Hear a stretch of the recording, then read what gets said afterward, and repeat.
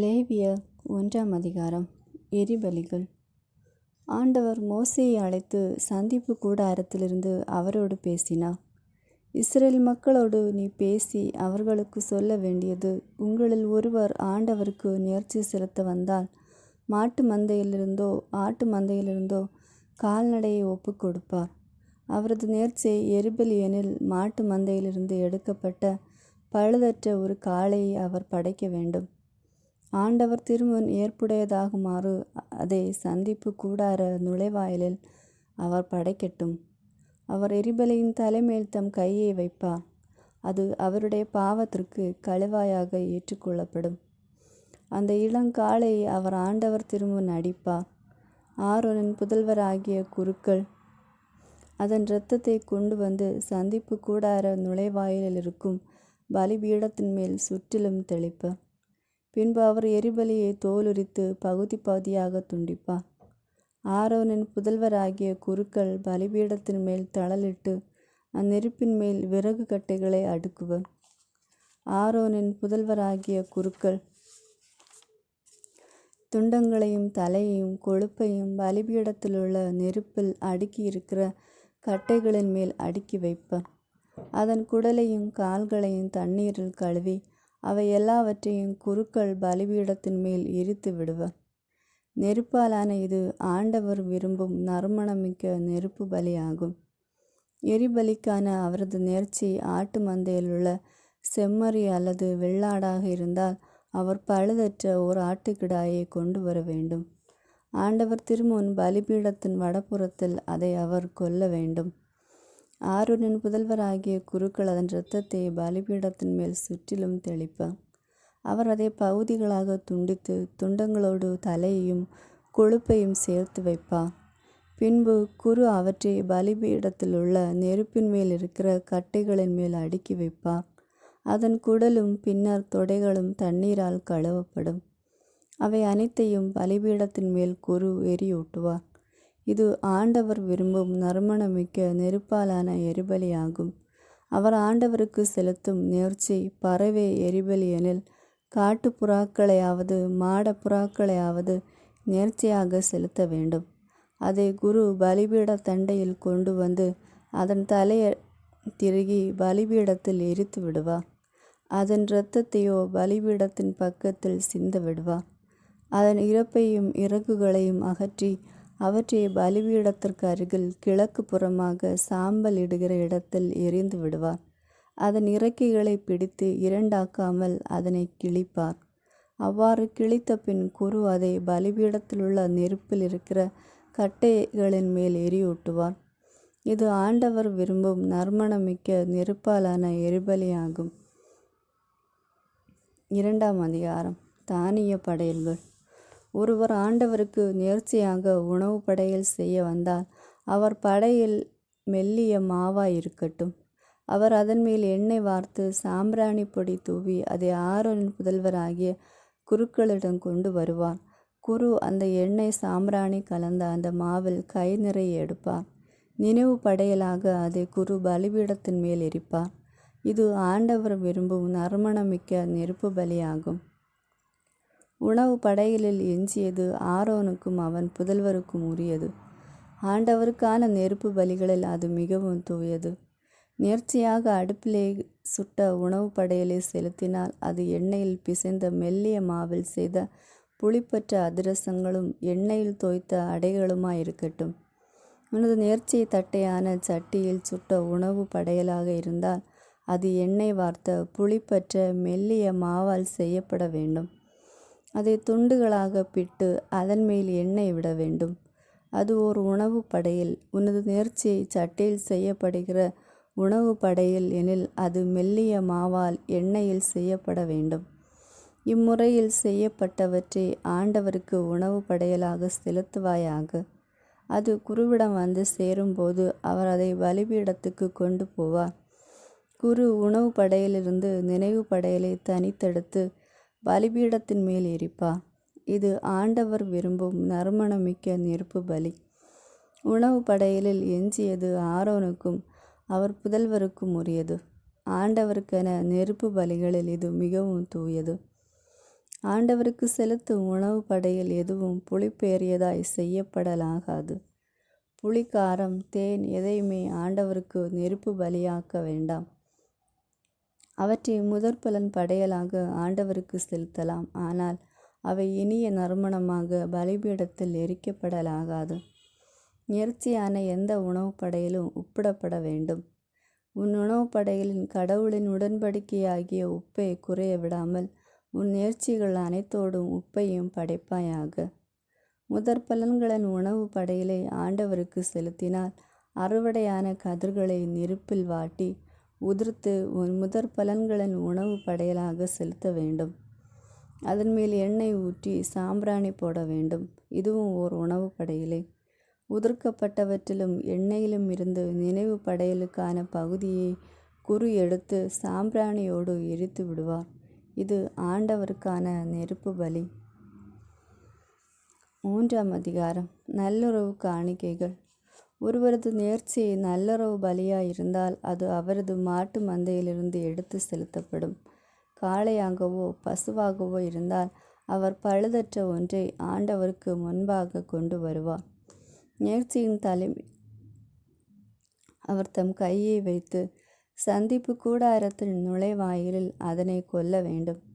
அப்போது ஆரோனின் புதல்வராகிய குருக்கள் அதன் இரத்தத்தை பலிபீடத்தின் மேல் சுற்றிலும் தெளிப்பார். நல்லுறவு பலியிலிருந்து அவர் ஆண்டவருக்கு நெருப்பு பலியாக குடல்களை செலுத்த வேண்டியது. அவற்றை சுற்றிலும் உள்ள கொழுப்பு முழுவதும் இரு சிறு நீரகங்களும் அவற்றின் மேல் சிறு குடல்களிடத்தில் இருக்கும் கொழுப்பு சிறு நீரகங்களோடு கல்லீரின் மேல் இருக்கிற கல்லும் ஆகும். ஆரோனின் புதல்வர் அதை பலிபீடத்தில் நெருப்பின் மீது உள்ள கட்டைகளில் ஏற்கனவே வைத்திருக்கும் எரிபலியோடு எரிப்பர். அது ஆண்டவருக்கு உகந்த நறுமணமிக்க நெருப்பு பலி ஆகும். ஒருவர் ஆண்டவருக்கு நேர்ச்சியாக நல்லுறவு பலியை தம் ஆட்டு மந்தையிலிருந்து செலுத்தினால் அது பழுதற்ற கிடாயாகவோ ஆடாகவோ இருக்கட்டும். ஒருவர் நேர்ச்சியாக ஆட்டை செலுத்தினால் அதை ஆண்டவர் திருமுன் கொண்டு வந்து நேர்ச்சியின் தலைமையில் அவர் தம் கையை வைத்து சந்திப்பு கூடாரத்தின் முன்பாக அதனை கொல்ல வேண்டும். ஆரோனின் புதல்வர் அதன் இரத்தத்தை பலிபீடத்தின் மேல் சுற்றிலும் தெளிப்பான். நல்லுறவு பலியிலிருந்து அவர் ஆண்டவருக்கு நெருப்பு பலியாக செலுத்துவது அதன் கொழுப்பும் முதுகெலும்பின் அருகில் வெட்டி எடுத்த கொழுப்பு வாலும் குடல்களை மூடிய கொழுப்பும் அவற்றை சுற்றியுள்ள கொழுப்பு முழுவதும் இரு சிறு நீரகங்களும் அவற்றின் மேல் இடுப்பை ஒட்டி உள்ள கொழுப்பும் சிறு நீரகங்களை அடுத்த கல்லீரன் மேல் உள்ள சவ்வும் ஆகும். இவற்றை குருக்கள் பலிபீடத்தின் மேல் எரிப்பர். இது ஆண்டவருக்கு உகந்த நெருப்பு பலி உணவாகும். நேர்ச்சியாக ஒருவர் வெள்ளாட்டு கிடாயை செலுத்தினார். அதை அவர் ஆண்டவர் திருமுன் கொண்டு வந்து அதன் தலைமேல் தம் கையை வைத்து சந்திப்பு கூடாரத்திற்கு முன்பாக அதை கொல்வர். ஆரோனின் புதல்வர் அதன் இரத்தத்தை பலிபீடத்தின் மேல் சுற்றிலும் தெளிப்பர். நள்ளிரவு பலியிலிருந்து அவர் ஆண்டவருக்கு நெருப்பு பலியாக செலுத்த வேண்டியது குடல்களை மூடிய கொழுப்பும் அவற்றை சுற்றியுள்ள கொழுப்பு முழுவதும் இரு சிறு நீரகங்களும் அவற்றின் மேல் சிறு குடல்களின் இடத்தில் இருக்கிற கொழுப்பும் சிறு நீரகங்களோடு கல்லீரல் மேல் இருக்கிற சவ்வும் ஆகும். குருக்கள் பலிபீடத்தின் மேல் அவற்றை எரிப்பர். இது ஆண்டவருக்கு உகந்த நறுமணமிக்க நெருப்பு பலி உணவாகும். கொழுப்பையோ இரத்தத்தையோ நீங்கள் உண்ணலாகாது. இது உங்கள் உறைவிடம் எங்கும் தலைமுறைதோறும் உங்களுக்கு மாறாத நியமமாக விளங்கும். 4ஆம் அதிகாரம். அறியாமல் செய்த பாவங்களுக்கான காணிக்கைகள். ஆண்டவர் மோசேயிடம் கூறியது: நீ இஸ்ரேல் மக்களிடம் அறிவிக்க வேண்டியது: ஒருவர் அறியாமையினால் ஆண்டவரின் கட்டளைகளில் ஒன்றையேனும் மீறி பாவம் செய்தால் அவர் செய்ய வேண்டியது: அருள்பொழிவு பெற்ற குரு பாவம் செய்து மக்கள் மீது குற்றப்பழி வந்தால் தான் செய்த பாவத்தை முன்னிட்டு பழுதற்ற ஓர் இளங்காளையை பாவம் போக்கும் பலியாக ஆண்டவருக்கு செலுத்துவாராக. சந்திப்பு கூடார நுழைவாயிலில் ஆண்டவர் திருமுன் அதை கொண்டு வந்து அதன் தலைமேல் தன் கையை வைத்து ஆண்டவர் திருமுன் அதை கொல்வார். அருள்பொழிவு பெற்ற அந்த குரு அந்த காளையின் இரத்தத்தில் கொஞ்சம் எடுத்து அதை சந்திப்பு கூடாரத்திற்குள் கொண்டு வந்து அந்த இரத்தத்தில் தன் விரலை தோய்த்து தூயகத்தின் தொங்கு திரைக்கு எதிரே ஆண்டவர் திருமுன் 7 முறை தெளிப்பாராக. குரு அந்த இரத்தத்தில் கொஞ்சம் எடுத்து சந்திப்பு கூடாரத்தில் ஆண்டவர் திருமுன் இருக்கும் நறுமண தூப பீட கொம்புகளில் பூசுவார். காளையின் எஞ்சிய இரத்தம் முழுவதையும் சந்திப்பு கூடார நுழைவாயில் இருக்கும் எரிபலி அடித்தளத்தில் ஊற்றுவார். பாவம் போக்கும் பலி காளையின் எல்லா கொழுப்பையும் குடல்களையும் சுற்றியுள்ள கொழுப்பையும் அவற்றின் மேலுள்ள கொழுப்பு முழுவதையும் எடுப்பார். மேலும் 2 சிறுநீரகங்கள் அவற்றின் மேல் இடுப்பை ஒட்டியுள்ள கொழுப்பு சிறுநீரகங்களை அடுத்து கல்லீரன் மேல் உள்ள சவ்வு ஆகியவற்றை நல்லறவு பலி காளையிலிருந்து எடுப்பது போல எடுத்து குரு அவற்றை எரிபலி பீடத்தின் மேல் எரிப்பார். காளையின் தோலையும் குடல்களையும் சாணத்தையும் காளை முழுவதையும் பாளையத்திற்கு வெளியே சாம்பல் கொட்டுகிற தூய்மையான இடத்தில் கொண்டு போய் விறகு கட்டைகளிலிட்டு நெருப்பால் எரிக்க வேண்டும். சாம்பல் கொட்டும் இடத்தில் அனைத்தையும் சுட்டரிக்க வேண்டும்.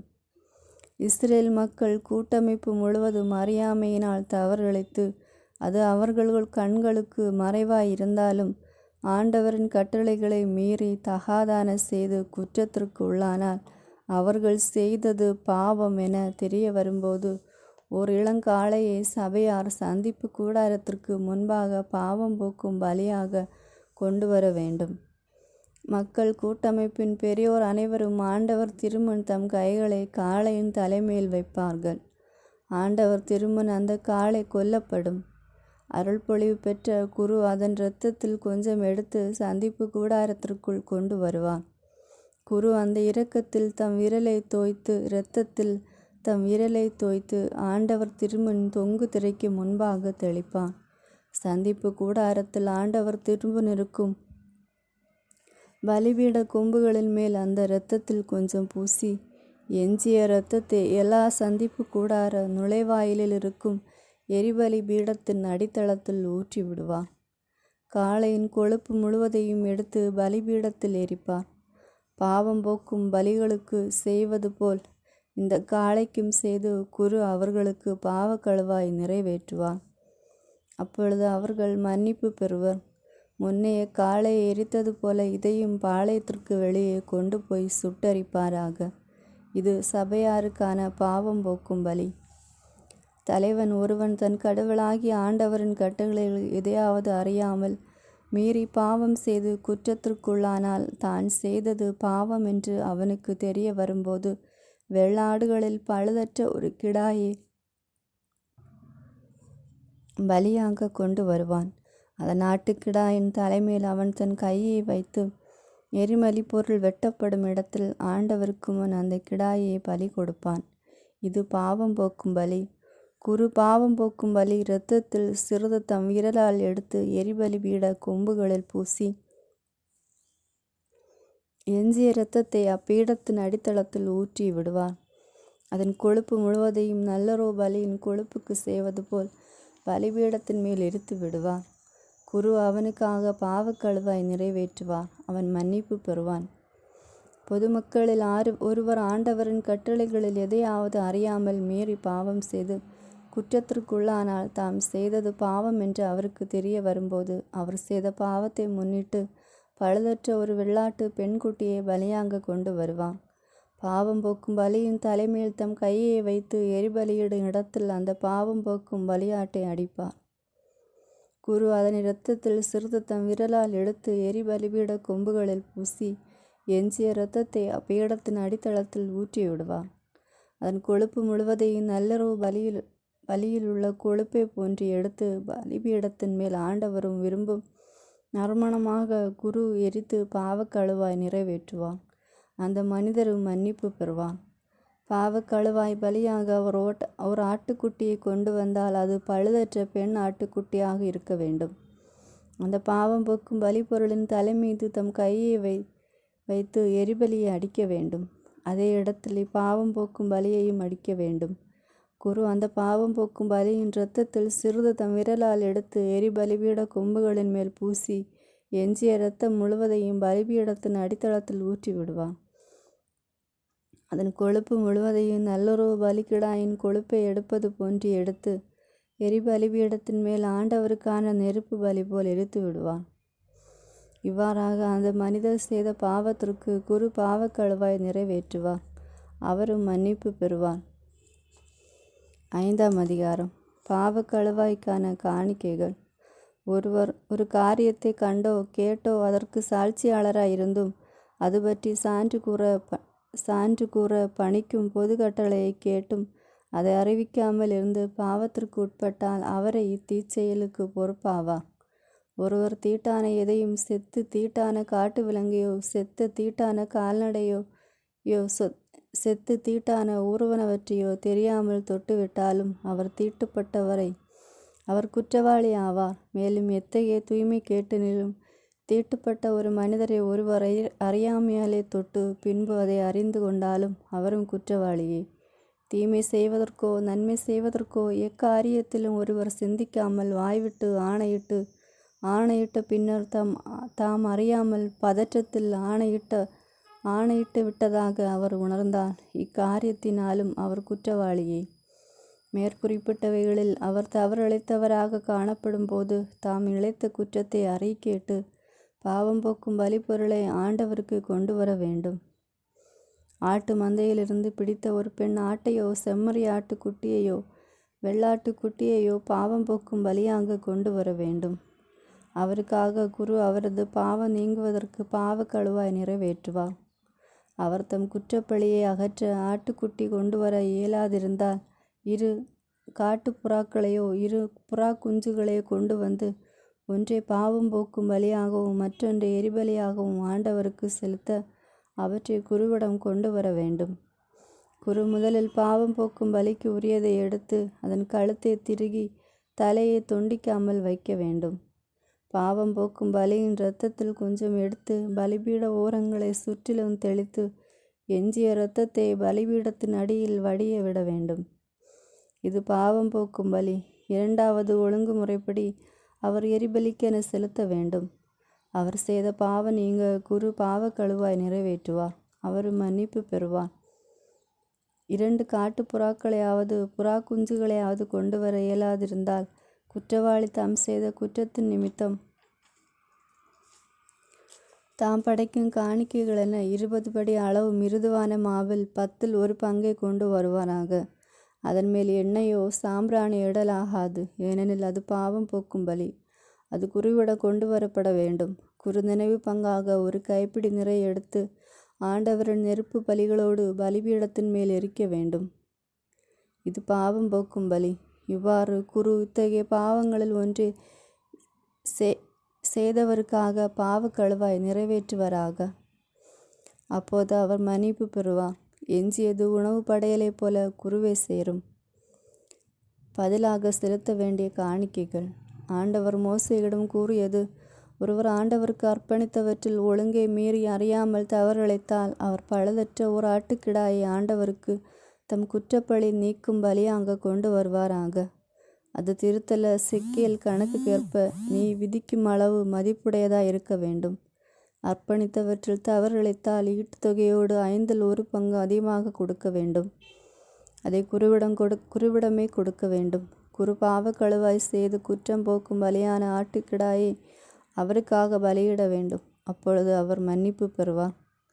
ஆண்டவரின் கட்டளைகளின்படி செய்யக்கூடாதென்று விலக்கப்பட்ட ஒன்றை ஒருவர் செய்து பாவத்திற்கு உள்ளானால் அவர் அறியாமல் செய்தாலும் கூட அவர் குற்றவாளியே. அத்தீச்செயலுக்கு அவரே பொறுப்பாவார்.